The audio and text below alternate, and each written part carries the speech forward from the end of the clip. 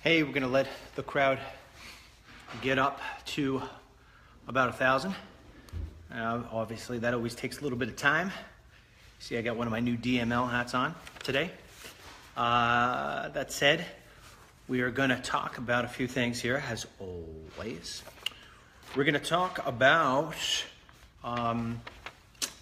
Jeff Sessions. A lot of stuff going on today with the Democrats attacking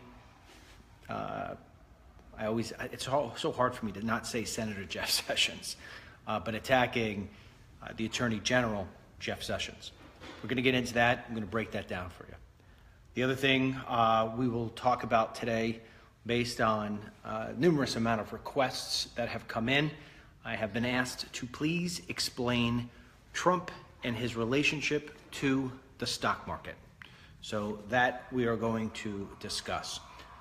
Also, we are going to discuss something that took place yesterday with one of the reports that we put out that somebody came back and gave me a hard time about, with the whole thing from the other night with the tribute, if you want to call it, to the fallen Navy SEAL and his beautiful grieving wife.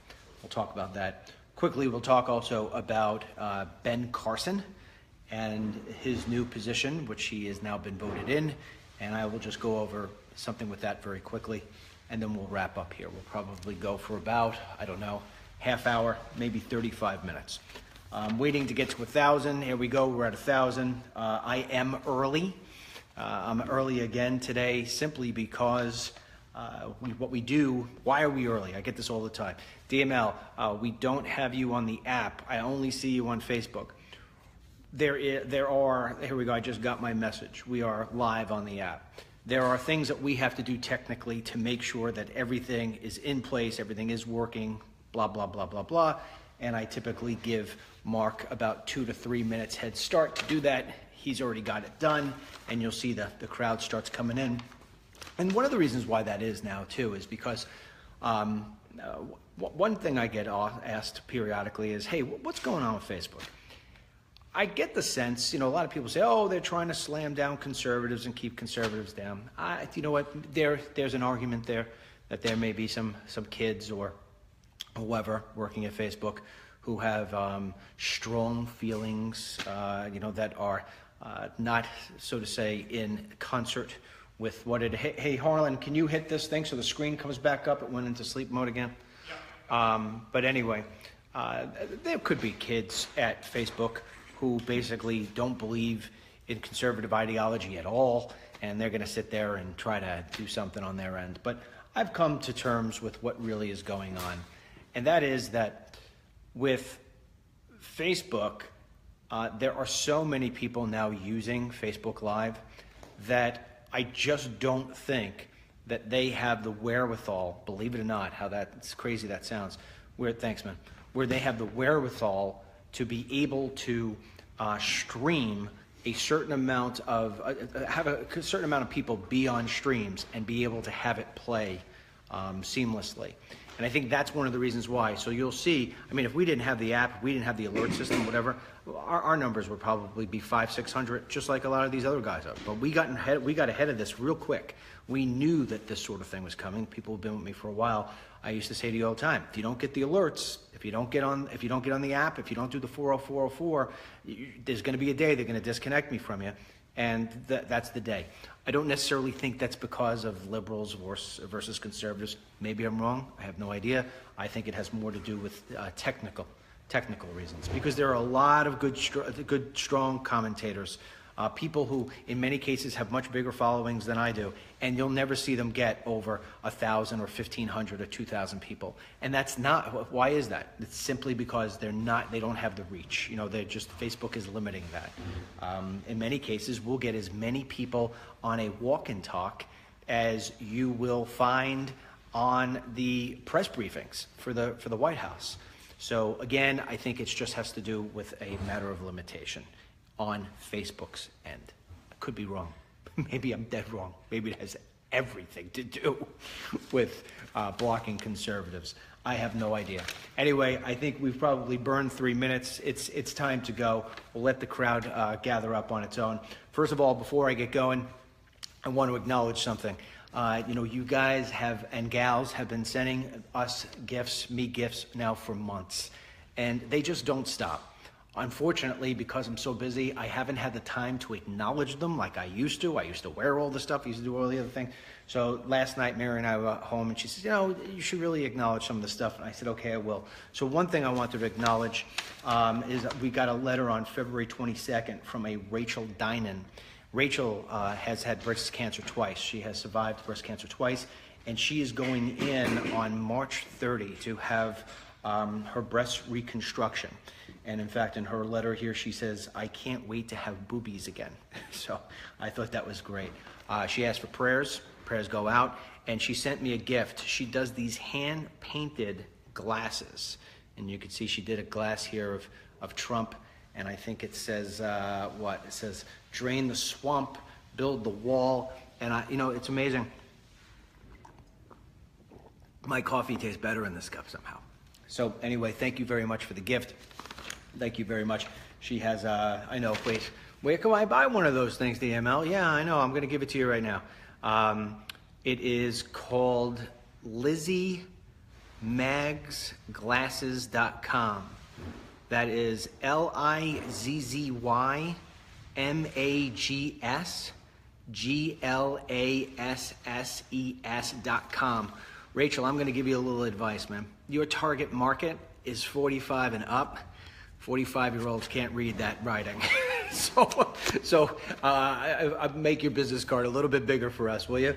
So anyhow, if you want to go there, she has these glasses, as you could support her. And again, God bless before you go into your surgery. I hope everything works out well. And I'm sure your new boobies, as you describe them, will look beautiful. That said, they'll play that clip back in a couple of years from now. CNN. Dennis Michael Lynch says boobies. All right, let's get into the nifty stuff here. Before we do that, I want to address one thing. I always pride myself heavily on the fact that I have never got nailed for fake news. I hate that term, fake news. But I have never been nailed for anything of that. And the reason being is because I have a very, very strong algorithm. I call it an algorithm. It's really not. It's a checklist. And so when we have a story, there is a checklist that I go through. And if it hits those checks, I know that I can put it up safely and nobody's going to come get me tomorrow. If it is a video, and that's what we're going to focus on right now, we're going to talk about the video that happened the other night right behind me of President Trump when he was giving his his speech to Congress. There was a standing ovation for the fallen Navy SEAL Ryan Owens and his beautiful grieving widow. And when we're watching that, what actually technically, and I'm going to say technically because we're going to come back to the technical part. Technically, what happened was that the president, almost in that part of his speech, his cadence, as far as I'm concerned, when it was leading to that part, that was the only part of his speech where I thought it was a little bit off, where he was taking topics and sort of condensing them. And all of a sudden, it was like, hey, by the way, we have a widow up here, and it's Ryan Owens. And so it was like, oh, okay, so we're shifting tunes. And so he introduced her. And the way that he introduced her, and again, this isn't technically, this is me doing my analysis, but he did that, and it sort of was like, she was caught off guard that it was there right away, and boom, you had everybody gave a standing ovation. Now, the standing ovation didn't last very long. It was, kind of stood up, kind of came down. President started in again, but when he started in again, he didn't shift topics. He stayed on the whole Ryan Owens events. And so he was speaking more words, looking right up at her. And at that point, he made those the eloquent gesture that, and I can't remember his exact words, but it was something to the degree of his bravery and his service to America are forever etched in history. I thought it was beautiful, got me choked up. And she just, boom, she stood up herself. Now, when she stood up, everybody else again stood up. And that's where it was emotional. And as the applause started to come down, you heard somebody in the audience, probably a Republican, going, yeah, started giving the hoot hoot. And then all of a sudden it stayed up. And they were up for pretty much 2 minutes straight. Okay. During that time, in that 2 minutes, the cameras panned. And when they panned, you clearly saw that a large amount of the Democrats were not only sitting, but they weren't clapping. It was as clear as day. And then the camera went back this way, and the applause continued to continue. All right, this is why I go technically. There is a guy named Ben Shapiro. You may know him. He's a Jewish fella, and the reason why I bring up that he's a Jewish fella is that whenever he's on television, you always see he's wearing his yarmulke.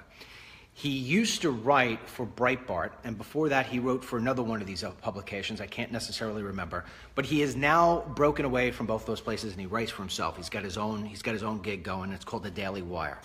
Now, I have never met Ben, but he sort of does this, or did anyway, the same thing I did, where he was often he was a guest on Fox. Get Ben, get Ben, get Ben, and he's got a hard-hitting tongue, Ben. I mean, you get into a bait with Ben, you better be prepared, because the guy he's articulate, he's filled with news, he's filled with great talking points, and to me, he's a credible guy.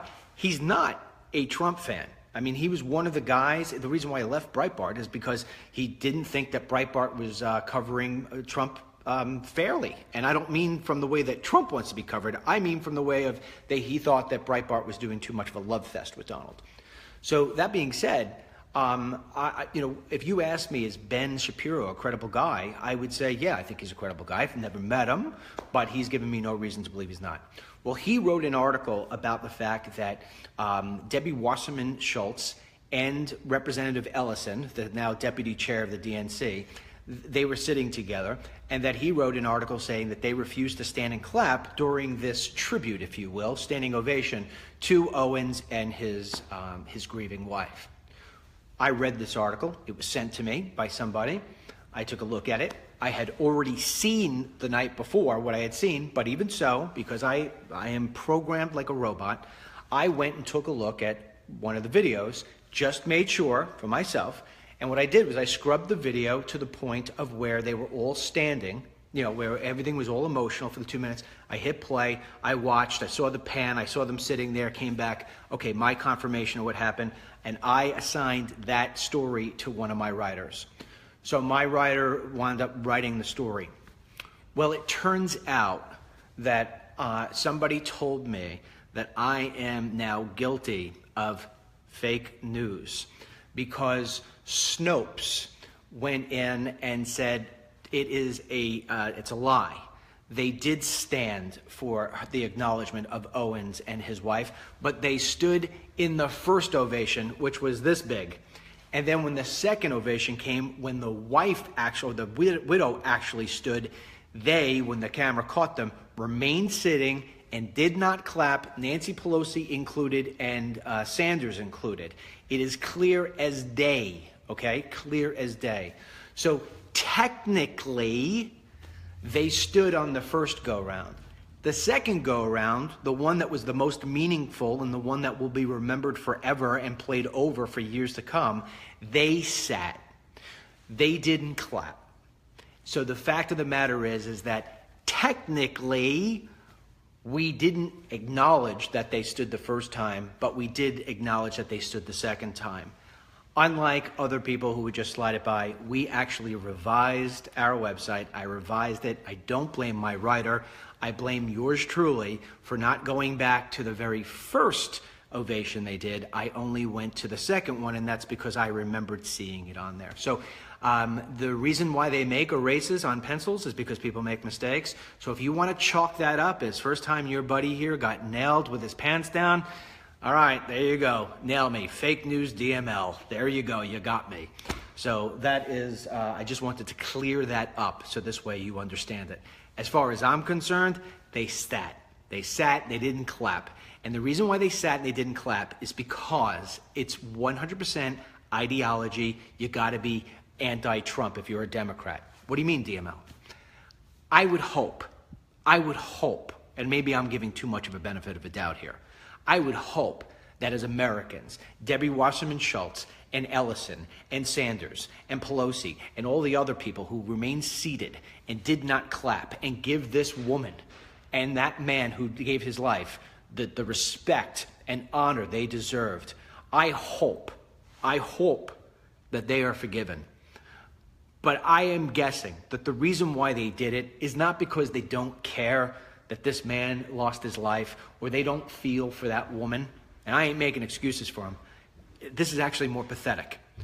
I believe that they are now programmed by the DNC to ensure the fact that Donald Trump is nailed for this whole entire Yemen thing, that he was just so quick to the guns, that he was so quick to do this, that he did it sloppy, that he did it haphazardly, and that is why this man lost his life, Mr. Owens. That is the narrative they're trying to push. Their number one guy, Michael Moore, was on MSNBC, and he was pushing that this man Owens, this Navy SEAL, who voluntarily joined the military, that he is ultimately dead because of a dinner that Donald J. Trump had with his son-in-law and Bannon. And he was like, yeah, let's go attack. You know, like he didn't do any homework on it, that he didn't study anything that was given to him, that he just said, oh, well, yeah, let's just go. That's the narrative they're trying to push. So if you see them clapping and them giving all that stuff, they think in their crazy heads that that means that they're supporting the president in the fact that he actually ran a mission in Yemen, okay? Which, by the way, has ties all the way back going to their messiah, Mr. Obama. But nonetheless, okay? Nonetheless, there is a time when all ideology just ends. It just ends. When does that end? It ends when it comes to our children, as far as I'm concerned. It ends when it comes to our national security, and it ends when it comes to supporting the men and women of the military, past and present. And you know what? If you're of able body, and we know that Wasserman and Sanders and Pelosi and Ellison are all of able body, you stand up and you acknowledge that woman and the man who she lost, so he can defend your freedom to stand on the floor of Congress and be able to choose whether you want to clap or not. You keep your buttocks up off that seat, and you make sure that you're always the last person standing. If I were a member of Congress, let me tell you something. I would be the last man standing whenever it comes to something like that. You would never catch DML, or I think any of the people that are on here right now, sitting first. Oh, let's end this. Let me be the person first. No, this is one of those times when you don't lead. This is one of those, or like you could say, you lead by example. You stay standing until either the president gives the cue that, okay, it's enough, or the widow turns around and says, okay, that's enough. And she goes and she sits and she kind of gives the acknowledgement of, okay, thank you very much. You don't take it upon yourself that, oh, it's enough clapping at this point. That is dirtbaggish. That. So you want to call me out on something like that? I call you back. You could do all you want. Technically, yeah, we got it a little bit wrong. But in theory, you're the wrong. You're the liberals that are doing this sort of thing to the country, and you ultimately will pay, because I don't care who you think you're kidding. The person at home, the moderate Democrat, the moderate liberal, the person who isn't out lighting, cars on fire over nothing, the person who just grew up as a Democrat, somebody maybe like Harlan, right? Somebody who's a Democrat, but they got mind about them. Maybe they're a Democrat because they don't agree with stuff on same-sex marriage or whatever it may be. Whatever it may be. Just normal people who decided that they're going to be in the part of the Democratic Party, but who have reasonable thoughts. They sit there and they watch that. And I'll tell you right now, that's a huge turnoff. That's a huge turnoff. You did nothing but shoot yourself in the foot. And that's that. All right, so we move on. Just real quickly, want to tell you that Ben Carson, Dr. Ben Carson, has been voted in. He is now the HUD secretary. Amen. It took long enough. And now Ben Carson will start to get busy and go to work and do his whole thing for HUD. Now, let me tell you something about Ben Carson. I have met with Ben Carson 2 times. The first time I met with Ben Carson, they reached out to me. This is when he was a presidential candidate. It was early on. It was the August after Donald Trump had announced, coming down the escalators, that he would be running for office. And I fully disclosed that I was a Trump fan and a supporter. And they asked, nonetheless, if I would come in and sit with Dr. Carson to speak with him about immigration and give him what I thought actually going back from when I was a potential candidate, what it would be that I would do in the immigration issue. What would I do? And so Ben Carson and I had a one-on-one for 90 minutes. I consulted with him for actually 45 minutes, and then we ate lunch, he and I together next to each other, for another 45 minutes. So we were together for an hour and a half. And in that time, I mean, when you're with somebody for that long and you're discussing things, and at the same time as then you're going and you're sharing a meal together, you get a good feeling for the person who is next to you. And I can tell you that I really, really liked this man. And he really, really liked this man. And we got along fantastic. And he is exactly like you see on television. He's calm, he's collected, he is a sponge, he will soak up everything, and then he'll come out and make his own determination. Now, he did not believe everything that yours truly had to say about immigration. In fact, it was funny.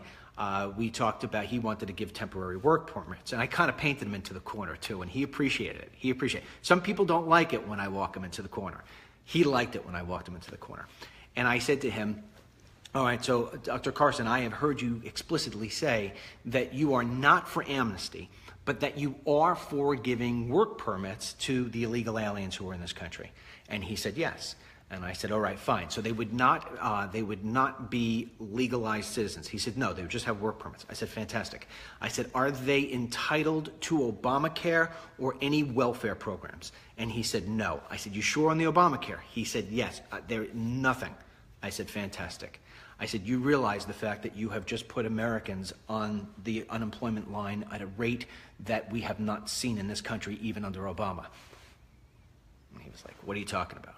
I said, okay, if you take the illegal alien and you give them the legal permission to work here in the United States, but do not give them the permission or the ability to get Obamacare, what you do to me, Dennis Michael Lynch, the employer, is you give me the ability to rid of my American workers who are entitled to Obamacare under the Obamacare laws, and to replace them with foreign workers who have legal permits, and thus save myself any fines that I would have to pay for not giving my employees insurance, and on top of that, save the money of even giving any insurance. So any positions, warehouse workers, forklift drivers, truck drivers, you name it, any position really, you are giving me the ability to hire these people and to rid of my Americans. So we are going to wind up not only the economy will nosedive, but I am now going to take those people and I am going to put them on the welfare line, and this is going to be a complete disaster. Okay. You can actually hear the crickets in the room. He was just flat. Now, I had come up with this a year ago, 2 years prior. In fact, Ted Cruz had taken what I had come out and said, and he made a whole chart on it and put it on Congress. In fact, I had called Numbers USA and said, listen, because Numbers USA had a connection with Cruz, and at that time, Cruz was the big name and everybody was listening to him. And I said to Numbers USA, listen to me, I'm watching all this with this amnesty bill, whatever it may be. This is what nobody's talking about. Okay, Numbers USA turns around, picks up the phone. Hey, Ted. Ted goes. Ted turns around, makes a commercial with him and me and Fox and all the other different stuff. So, and I remember telling Dick Morris, one of the smartest people there is in politics. He had a radio show. I had called him up. I told him about it. He said, oh, my goodness. He then wrote an article, and it started spraying out there. So everybody started to catch on to this. But Ben Carson still didn't know about it, and most people didn't know about it because you know why? There's a lot of nuances to this, and unfortunately, a lot of these guys, they just look over stuff. So anyway, Ben Carson listened to what I had to say. He took it all in. He changed some of what his story was based on that information. Didn't change all of it. I told him you have to send everybody home because you got to rip the complete incentive to stay here. You got to send them all home. So he tried to construct a new message, but it never came out right because he was taking a lot of the old message, he was taking a lot of the new message, he was trying to put them together in a way that was sort of politically correct, to be quite honest with you, and it never worked for him. Better yet, because we got the guy we wanted anyway in the office, right? But the point being with Ben Carson is I want you to understand that his ego is not so big that even though he is 10 times smarter than me when it comes to his education and 10 times smarter than me that I wouldn't even be able to, I can't babysit twins, let alone remove them if they're jointed by birth. This guy is just amazing, one of the most smartest men ever. But his ego, okay, is not so big to where he can't sit back and listen to somebody who knows more about something than he does and not absorb that and adhere and adapt to that. So a lot of times you'll hear about Ben Carson, oh, he's so rich and he's so this, he ain't going to understand what's really taking place, and how is he really going to be good with HUD, and he's a doctor, he knows nothing about this stuff. That is the stupidest liberal talking point of all time. This guy is going to go in there and he is going to kick some buttocks. As I lost the image behind me. Hey, Harlan, I lost the image behind me again. This computer has to stop sleeping. DML never sleeps. Okay. Anyway, so let's get past that. I want to talk to you about Jeff Sessions. And then after that, we're going to talk about the stock market and we're going to wrap this up. Well, it keeps on asleep. Jeff Sessions is got, you know, it's like all the beams, the liberal beams are all coming on to Jeff Sessions right now. Why? Okay. Follow me on this, okay? Because there's a lot of moving parts. And so you got to try to stick with it. All right. During the Trump campaign, there is this slippery slope, if you will. You're a guy like Senator Jeff Sessions. And that, back then, he's Senator Jeff Sessions. At the same time, he's a champion for the Trump campaign. No doubt. He's going up on stage. He's saying, hey, Donald's a great guy, la-di-da-di-da-di-da-di-da-di. So you've got sort of this dual role, if you will. One is an official role. One is an unofficial role. In his capacity as senator, and he was on the Senate Armed Services Committee. I wanted to make sure I had that right. As part of the Senate, that committee, the Arms Committee, he met with a total of 25 ambassadors. Keep that in mind. He had to meet with 25 ambassadors. That's his job. One of those ambassadors was the ambassador to Russia, was the Russian ambassador. He met with him. He met with him, according to Democrats, 2 times. Once was officially in his office. I mean, Senator Sessions' office. The second, he bumped into him like in a hallway or wherever it was when he was at an event for the Heritage Foundation. I think it was at the convention. Coffee break. Excuse me for that. You really can't call a bump encounter with somebody as being an official meeting, okay? But the Democrats want to do that. But toss that out. He sat down with the ambassador on official business as it pertains to his role on the Senate Arms Committee. He did not meet with him, this is what Senator Sessions says, about the Trump campaign. Okay? Now, the actual date of this, I believe it was on 9/8, September 8th. Okay. What's happening now is Democrats like Nancy Pelosi and Charles Schumer are calling for the resignation of Senator Sessions as Attorney General because they say he lied under his test when he was during his confirmation hearings, that he lied. He lied in saying he did not meet with any Russian officials. But if you listen to what he said, you know, I heard myself many a time saying that I was official surrogate for the Trump campaign, all right? He was implying, as far as I'm concerned, I can't be in anybody's head, but he was implying that he was following out his job as a senator. But what the Democrats want to do is they want to make it appear as if he was meeting with him secretly, you know, the whole Russian thing, to figure out what could be done to rig the election, what can be done to cover this and cover that, and all the other different garbage that they try to do with this Russia stuff. And now they officially want him to resign. Okay. They know that Sessions is not going to resign. They know that there's not even a leg to stand on for the resignation. Why are they doing this, DML? I'll tell you why. Because the momentum from Trump after what he did as president the other night in front of Congress is astronomical. I told you this leading up to that day. If he were to focus on topics and he was to be presidential and he was to stop with the fake news and whatever, and he knocked it out of the park, he would give nothing for these people to report. There's nothing to report. You can't slam him for coming up with fantastic policies and coming up with, hey, this guy sounds like a great president. So what they have to do is they have to find BS. You get it? All right. He did that. And then that night, I told you, they're going to have nothing to talk about.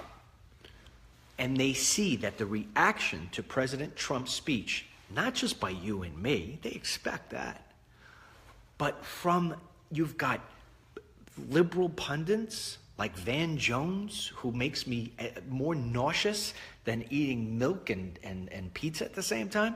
He's out saying he became president. He's going to have a second run. I mean, this guy's talking about Trump's second run. It's not even April yet.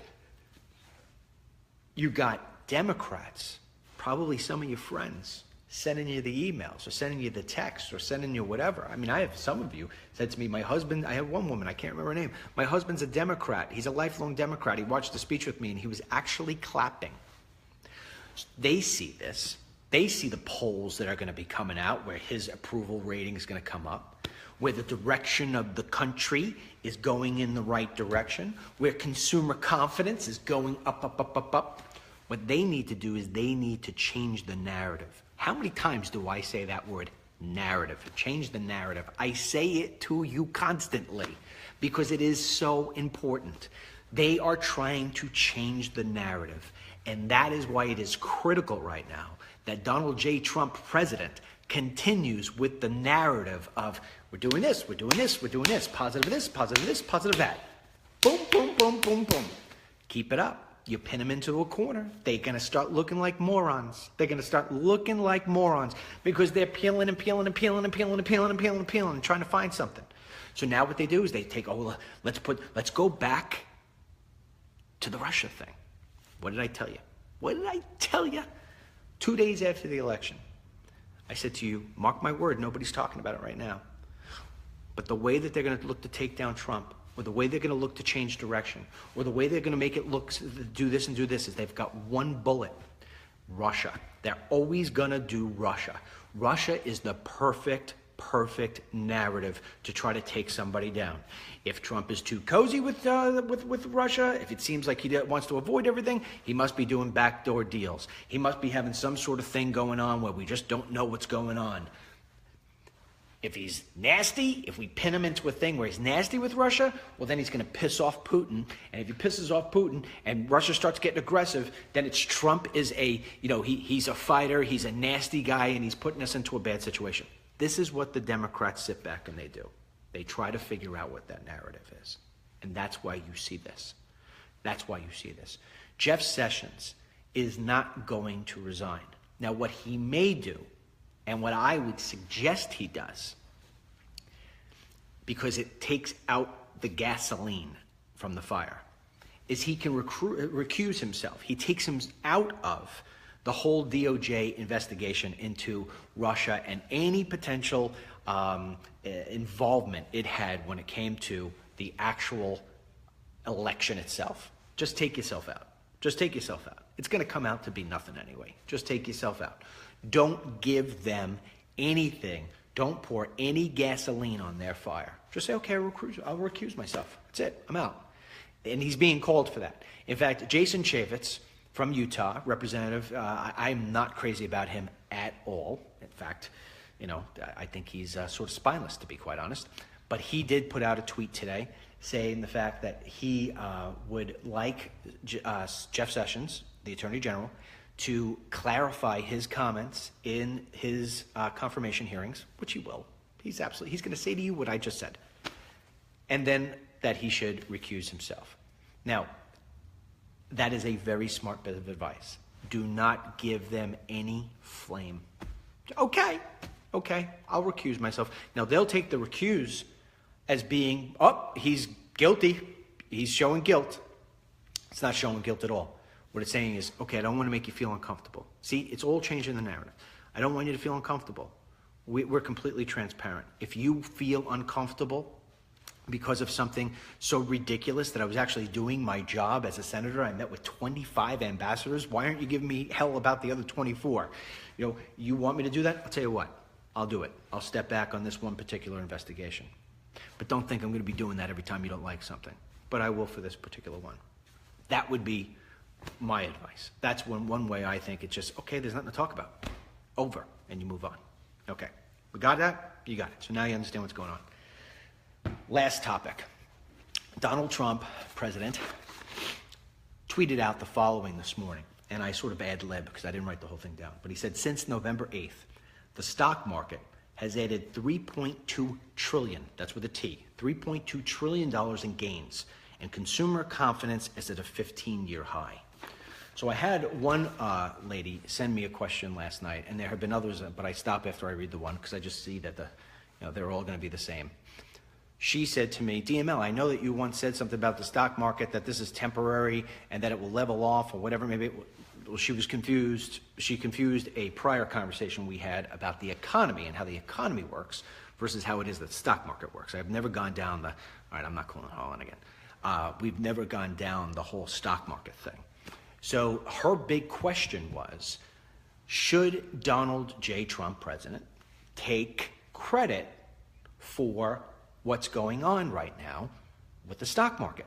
Because she is getting slack from people, namely her Democrat friends, who say it has nothing to do with Donald Trump at all, President Trump at all. Okay. For those of you who are very, very knowledgeable in the stock market, you may want to say goodbye to me now.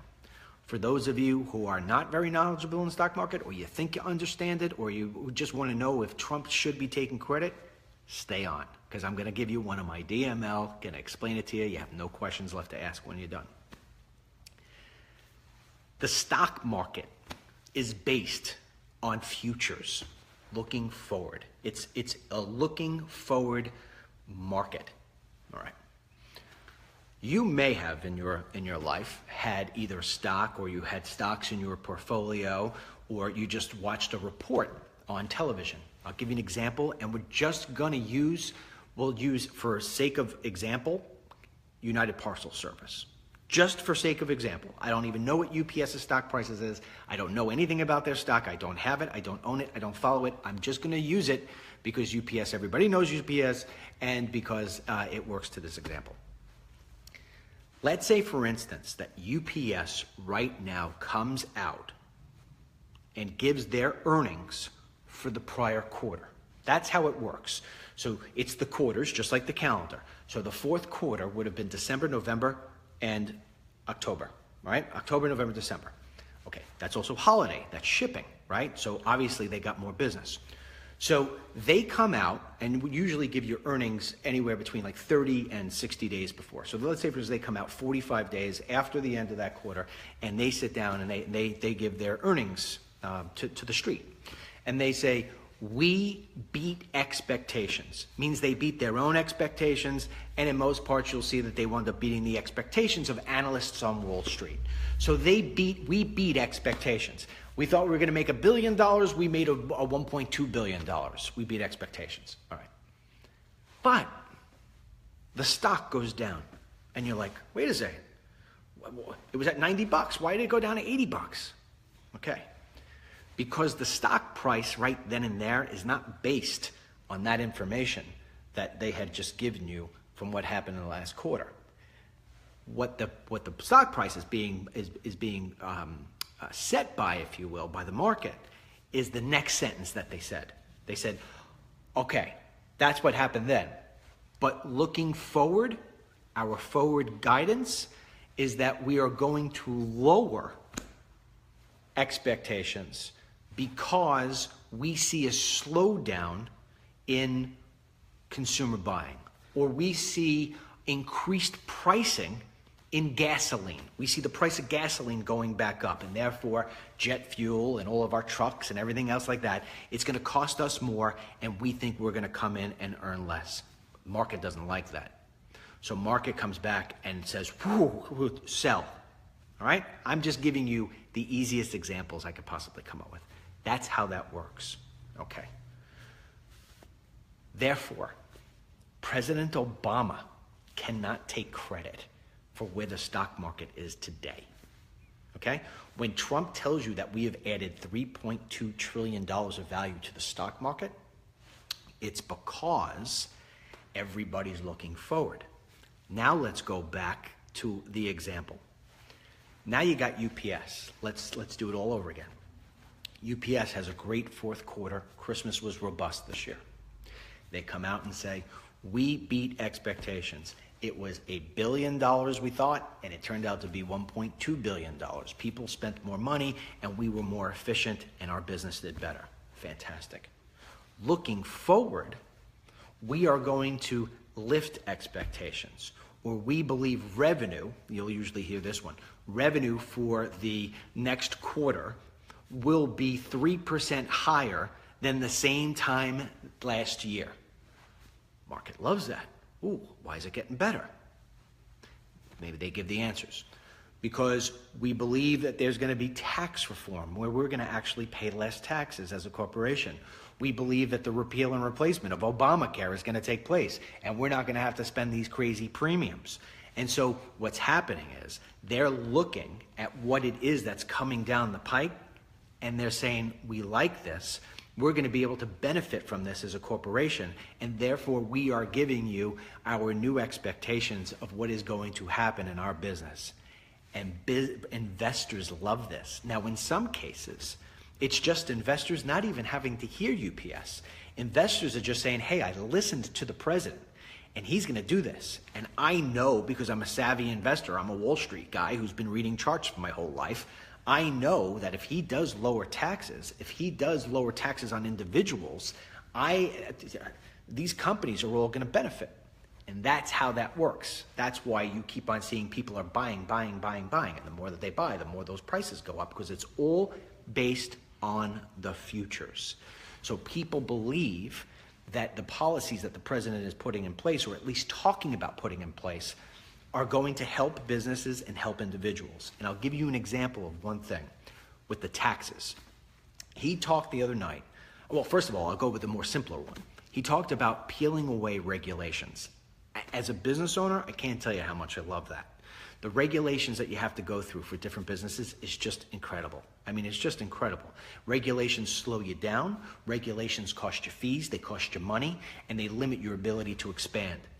You take away those regulations, or in Trump's case, how he said for every new regulation, you got to peel back two. And then on top of that, he's putting in all these different, regulation police, if you will, into all these different agencies. I love this. As a business, I love this. It's like he's taking the handcuffs off me. I'm not taking a shower with my raincoat on. I mean, he's allowing me to expand and just enjoy everything about my business. Okay.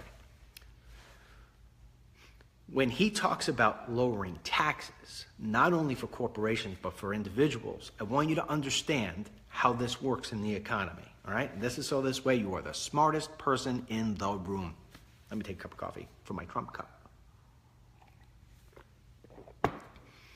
Let's say, for instance, that right now, and these are, again, fake numbers. Let's say, for instance, that my company makes $100,000 every single month. But I get taxed at 30% by the time it's all said and done. 30,000 of my 100 is going to the government. All right? All right. So now I have basically come up with a business that's going to operate on $70,000, right? All right. Gasoline prices go back up. This starts going up. This starts going up. I start getting less money in DML's pocket. I can't hire new people. I am now operating at this 100,000 mark, and I'd love to expand, but I just don't have the capital. He changes the tax code for corporations and makes it, and I'm, again, easy math, where I only have to pay 15%. Like, whoa, that's amazing. Now I got an extra $15,000 disposable cash in my hand. I got a couple of options. I could either take the $15,000 and put it in my pocket and go take vacations, or I could be a little bit smarter. And I could say, you know what? If I had an app, I could wind up expanding my business.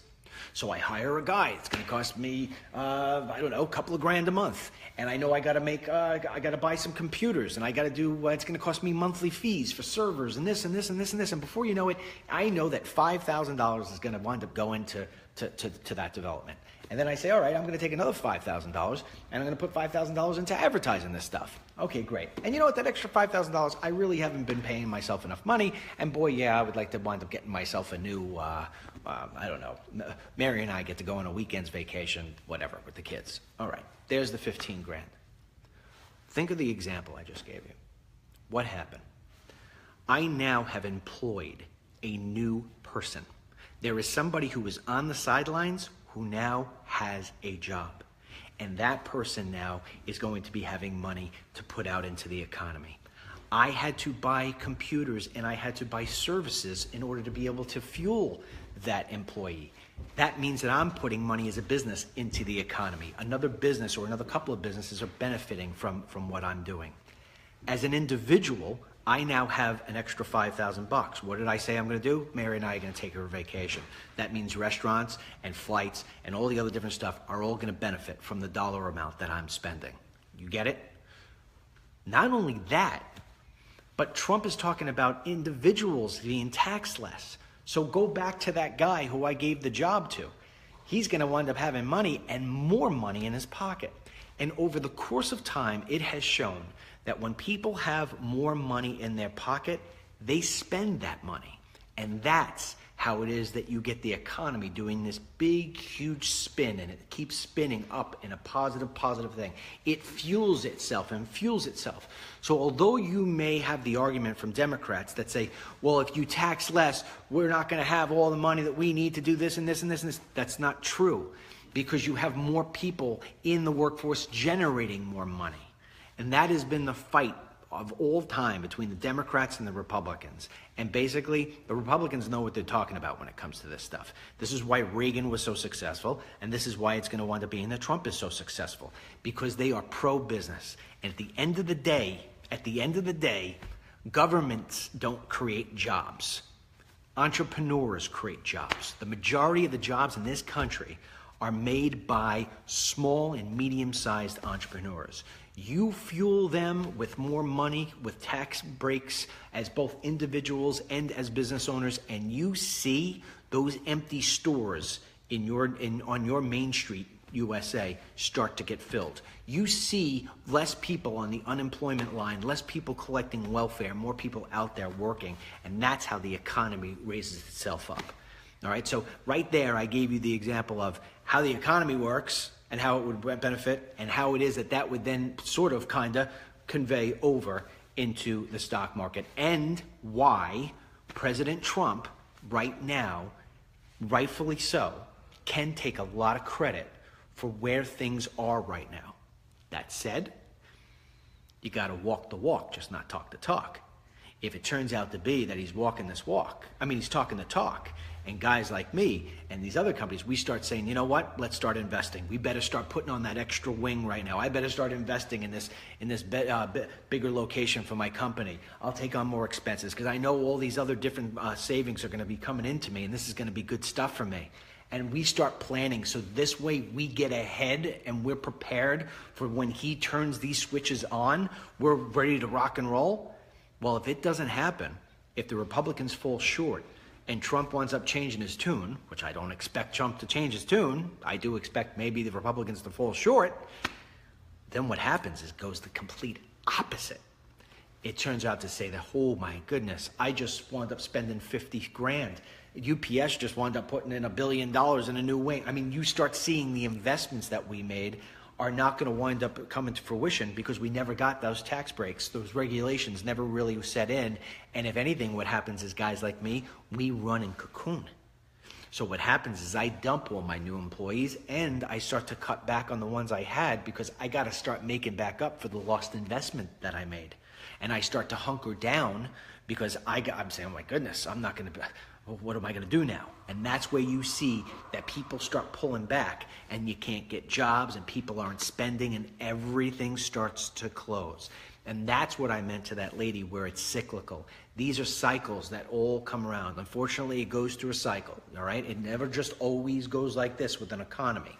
So that's what I meant, where it goes up, it flattens out, it goes back up, it flattens out. But the stock market over time always goes like this, right? So it just keeps on going like this. It's how fast it's going to go like that. So if President Trump does get these things in place and Republicans do help him, the economy is going to be just going to be flush with cash, jobs, and happiness. That's really it. All right. That being said, I went a lot longer than I was supposed to go. Harlan's waiting on me. We've got to get a lot of stuff going on here. But as you can see, all things are starting to come together. We're getting a little bit closer. And we got some nice little pillows here. Oh, check it out. You got the Make America Great Again hat right next to the DML News You Can Trust. And yeah, DML does have a new hat on. I got Miss Miller in California made me some demo hats. So what we're going to do is, not next week, but the week after, we're going to come out, we're going to lay the hats out for you guys, and we're going to put a poll up on the website, and you're going to tell us which hats you like best. And then we'll start putting them up there. And if you guys want to, we'll probably do something. If you want to buy them, you can buy them. If you give a donation of a certain dollar amount, we send you the hat, whatever it may be. So anyway, that being said, I hope this was an educational one for you. I hope it worked out well. If you haven't downloaded the app, download the app. Please go to the iOS store, go to Google Play, depending on your device, search for Dennis Michael Lynch, download the app, and make sure you keep notifications on. If you don't keep notifications on, it's like going to Disney World and not going on any rides.